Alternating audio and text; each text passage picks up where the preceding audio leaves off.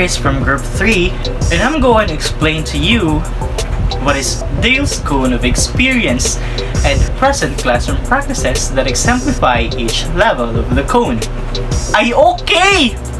The objective of this discussion is for us students to understand comprehensively what is Dale's cone of experiences is all about. So here's the basic knowledge that I'm going to introduce to you before we proceed to the deeper knowledge and meaning of each part of the cone. Understood? First, before we proceed to his work, we are going to know first who is Edgar Dale. Edgar Dale developed the cone of experience, and also known as the pyramid of learning. He had a very big contribution of audiovisual learning, and also he helped uncover the methodology of moving pictures. Cone of experience is a pictorial device used to explain interrelationship audio-visual media. The pyramid of learning has a hierarchy of developmental experience, which are revealed by its average, from the most abstract down from the lower bottom, which is the most real. I have shown here the cone chart. The cone charts the average retention rate of the knowledge for various teaching methods. The further down the cone you move, the higher the learning, and the more knowledge is likely to be retained.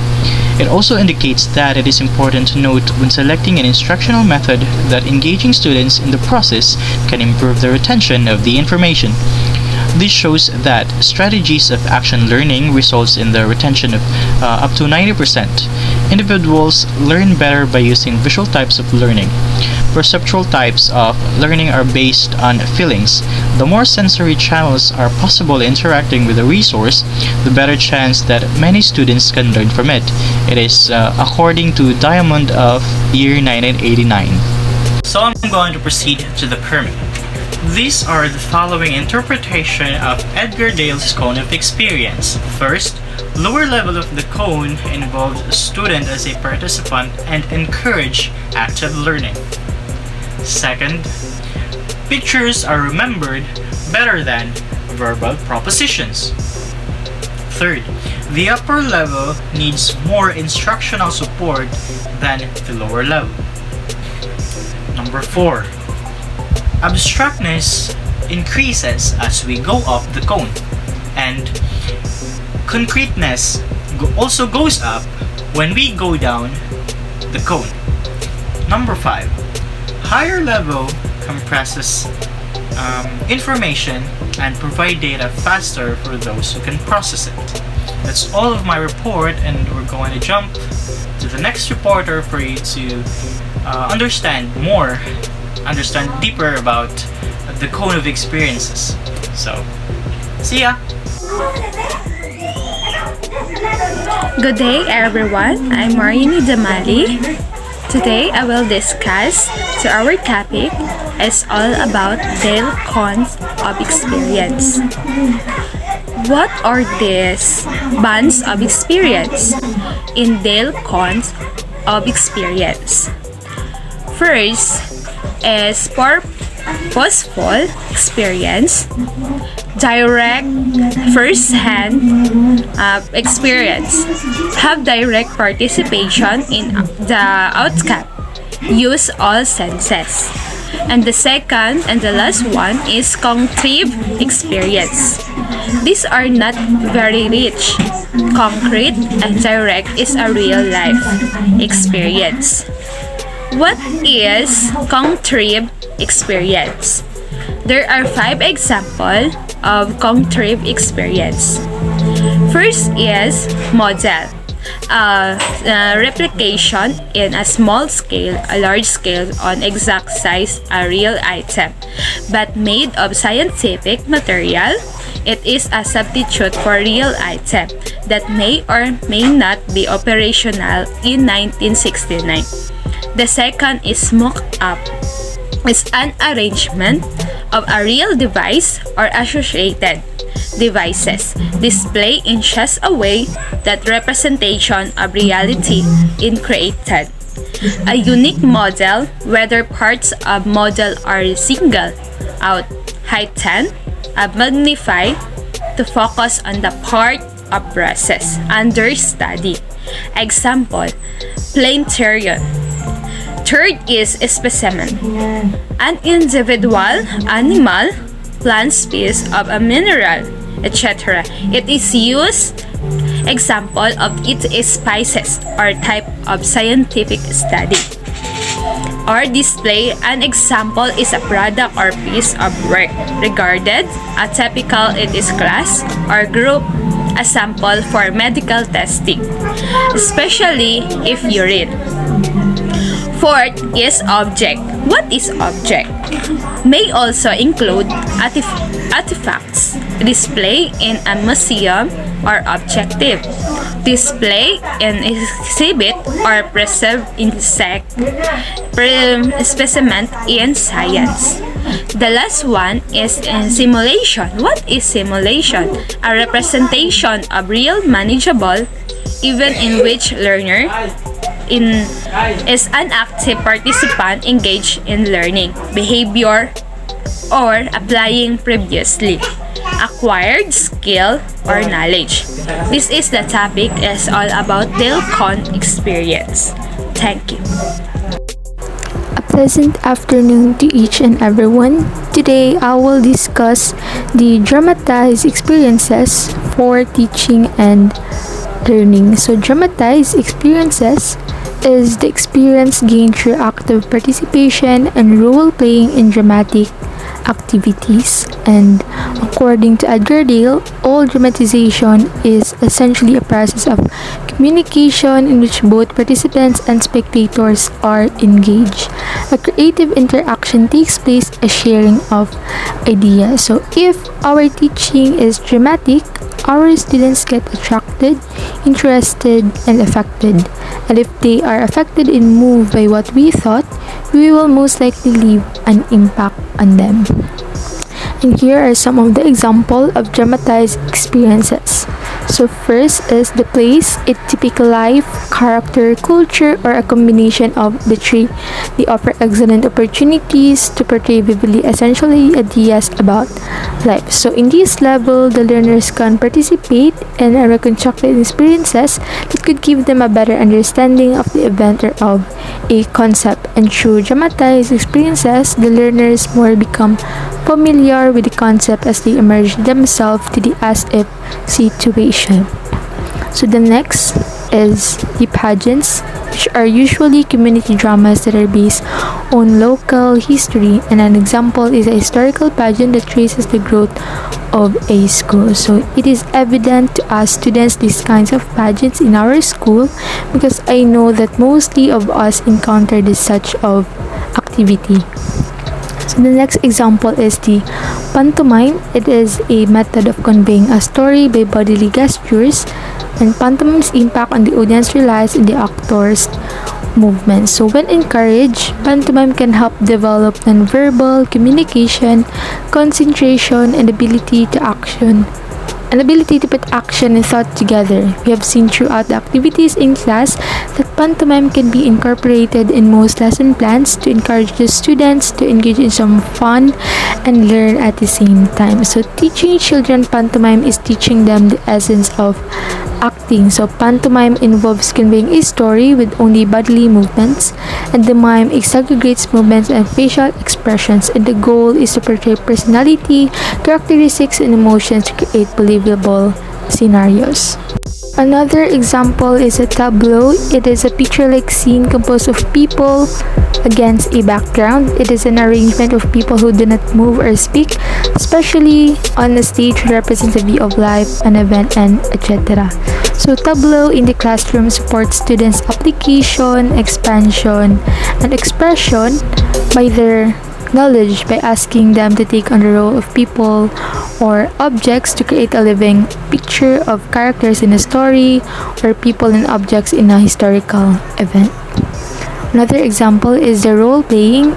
It is an unrehearsed, unprepared, and spontaneous dramatization of a situation where the roles absorb assigned participants. So you pretend to be someone else or pretend to be in a particular position you are not really in at the moment. So a role play area is a fun and a playful activity, but also a key component in learners' learning. It is a social space that develops speaking and listening skills, as well as giving learners the opportunity to reflect on and develop their knowledge of a topic while sparking and enhancing creativity and imagination. So, role playing can be effectively used in the classroom to motivate and engage students, enhance current teaching strategies, and roles can be effectively used in the classroom to provide real world scenarios to help the students learn. And I know that most of us already experienced this kind of activity during in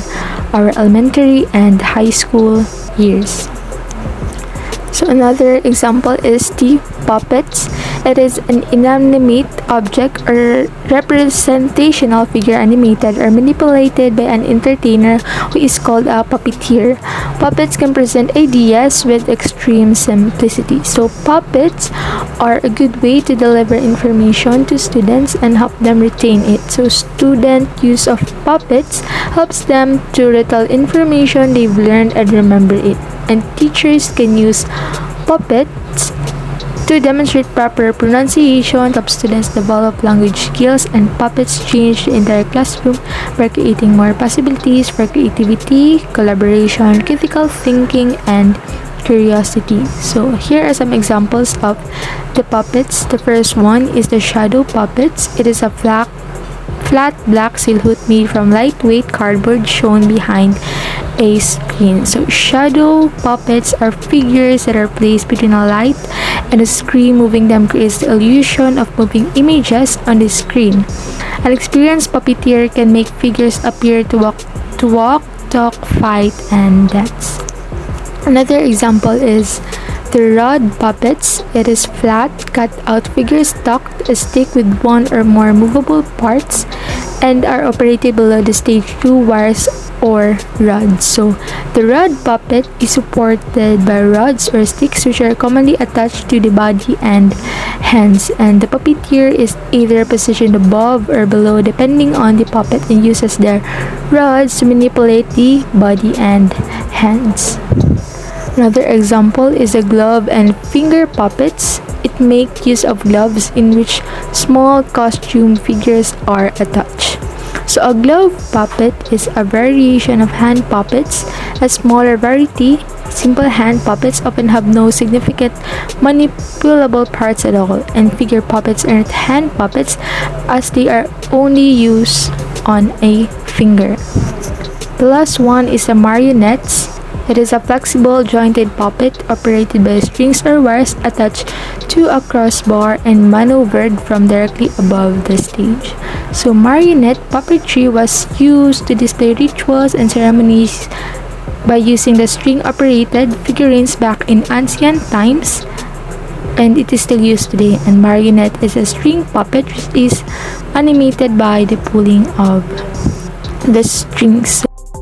Good day everyone, my name is Kimberly Sumalinog. I am going to continue the report of our group. So for the next one, it's all about the demonstration, and it shows how certain things are done, and it's a visual description of a significant reality, concept, or process. So it is important to be able to demonstrate or represent something, especially when discussing something to students or other people. So for example, from the image that we have in front of us, the teacher is demonstrating something to like in the laboratory. It's very important so they will really be able to understand, not only speaking by words but also showing something, so to be able to grasping much better. The next is the study trips. To watch people do things in real life observe an event that is unavailable in the classroom. So of course, bringing outside the students will be a very good idea, because that would not become a very boring moment at all, because to be outside of the classroom is a kind of joy from them. It's a kind of going out from the prison of the classroom. So that would be also a beautiful idea. Next is the exhibits. Bring the outside world into the classroom, employing exhibits, the concrete representation of the things. So also this would be a good idea, because it's bringing something that would be a help. And then also because of the creating or developing beautiful things in the classroom, and something that we don't do daily would be always something good for the kids, for the students, especially if that is something that that they can enjoy. So that will really be a great idea for the classroom activities, as a classroom activities. Next is the television and motion pictures. So for the television, it's bringing immediate interaction from events around the world, and it edits an event to create a clearer understanding than if experienced in actual first hand. So of course, the television is helping us in deepening our ideas, knowledge, and not only from where we are now, but also giving us ideas of what is beyond, of what is outside of this country, of the world, because of the knowledge that is being spread. And then it's also different from the first hand, because it's also there's also already the grasping ideas from other people. And in the motion pictures, it is used to slow down a fast process. Its viewing, seeing, and hearing experience can create events with simplistic drama that even slower students can grasp.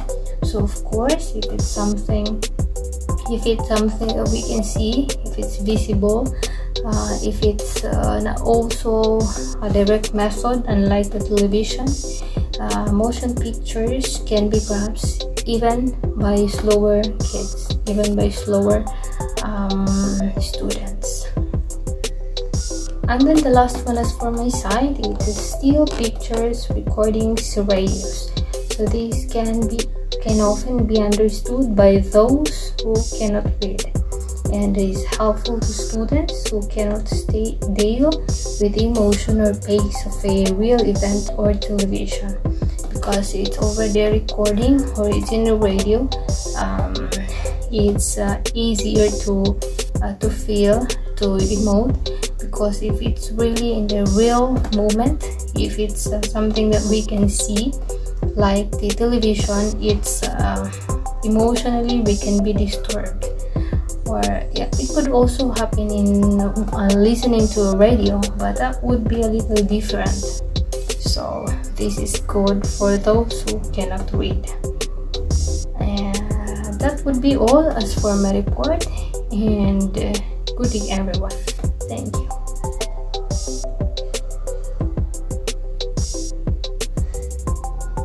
So hi guys, I'm the next reporter. I'm Hanilyn Lauron.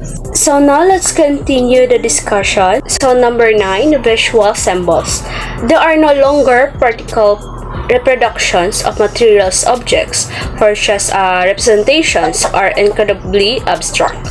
So visual concept that describes something intangible by association, and something that reflects or stand for something else. So usually by association or by way of definition of something abstract. So visual perception has a predictive framework that is interesting. So this contain visual graphic resources such as charts, maps, diagrams, sketches, posters, comics, photos, drawings on blackboards, and illustration. So the visual symbols form a primary contact language. So in addition, visual symbols is a representation of a direct reality which comes in the form of sign and symbols. So there was types of visual symbols. First is drawings. So a drawing might not be a real thing, but better than nothing to have practical visual help. So to prevent ambiguity, it is important that the real things is depicted correctly by our drawing. So next is the cartoons. So cartoons are another useful visual symbol that can add innovations to our teaching. So metaphorically, our first-rate cartoon reveals its tree. So next is the strip drawings, a series of sketches linked to a funny story or an adventure in a newspaper, magazine, etc. So this is a series of adjacent, typically horizontally organized images that are intended to be read as a narrative or a sequential sequence. So next is the diagram. It is any line drawing that show arrangement and relation as a part to the whole, relative values, origin and development, chronological fluctuation, distribution, etc. So diagram, a simplified drawing showing the appearance, structure, or a workings of something. A schematic representation. So there was types of diagrams. First is affinity diagram, used to cluster complex, apparently unrelated data into a natural and meaningful group. So an affinity diagram is to arrange ideas into a specific or natural relationship, like bananas and orange, for example, will be grouped as fruits while green beans, broccoli, and carrots will be grouped as a vegetable. So next is the fishbone diagram. Fishbone diagram, often referred to as the cause and effect diagram or Ishikawa diagram. So Ishikawa diagram is a visualization method for categorizing the possible causes of the root cause of the issue. So next is the chart. Chart is a diagrammatic representation of individual connection within an organization. So chart, so like a sheet of information in the form of table, graph, or diagram. And also like a chart showing how much do it yourself costs compared with retail. So and also there was a types of charts. First is the time chart. So time chart is a tabular time diagram displaying data in ordinal series. So next is tree or stream chart. So tree or stream charts show recreation, growth, and change, starting with a simple course spreading out over several branches. So next is the flow chart. Flow chart, visual way of showing a process from beginning to end, and a diagram of the series of individual gestures or acts or events involved in a complex structure or operation. So next is the organizational chart. Show how one part of the company applies to the other section. So it is a graphical representation of the structure which show the relationship within the position or jobs. So next is the comparison and contrast chart. This is show the how similarities and differences of the topic of those topic. So next is the Pareto chart. So this is a type of bar chart prioritized from left to right and decreasing order of magnitude or importance. So the last type of chart is the Gantt chart. It's an activity time chart, a diagram displaying a sequence of horizontal lines representing the amount of work completed or produced during different periods to the amount expected for those periods. So that's the end of my report. So next reporter is Miss Hannah. So hi guys, it's my turn to discuss the last part of the topic that belongs to Edgar Dale's cone of experience, which is a type of graph and types of map. So let's define first what is graph. Graph pictures helping us to understand the details, a diagram showing the relationship between the variable quantities, usually two variables, each calculated at the right angles along with one of the pair of axes. Circle graph, a visual presentation of data made by dividing a circle into sectors that each represent parts of a whole. Usually the amounts in each area are expressed in percent so that all of the amounts total of 100%. Bar graph, using to compare the magnitude of identical things at different relation or to see the relative sizes of the entire pieces. Also, the numerical values of the variables are represented by the height or length of the lines or rectangles of equal width. Pictorial graph, a visual representation of data by using pictograms. It uses icons or pictures in relative sizes to highlight some data patterns and trends. Graphic organizer. In your subject, you've encountered many graphic leaders teaching values and also known as knowledge map, idea map, story map, cognitive organizer, advanced organizer, or idea diagram. This is a pedagogical method that uses visual symbol to communicate knowledge and concept through interactions between them. And let's define first map. Map is a reflection of the Earth's surface of part thereof. Physical map. It is altitude, temperature, precipitation, rainfall, vegetation, and soil, a diagram of known iconic places on chromosomes in base pairs. The actual distance is determined between landmarks. Relief map is a three-dimensional represent and shows contours of the physical data of the Earth or of the Earth's. It is indicating hills and valleys by shading rather than by contour lines alone. Also elevation and depressions, representing hills and valleys typical on an exaggerated relative scale. Political map are reference map commonly used there put worldwide on the walls of classrooms. They display the geographical boundaries between units of governments such as nations, states, and countries, which we show highways, cities, and significant water features like ocean, rivers, and lakes. Poster, a large printed picture photograph or notice that you stick or pin to a wall or board, usually for decoration or to advertise something. Verbal symbols.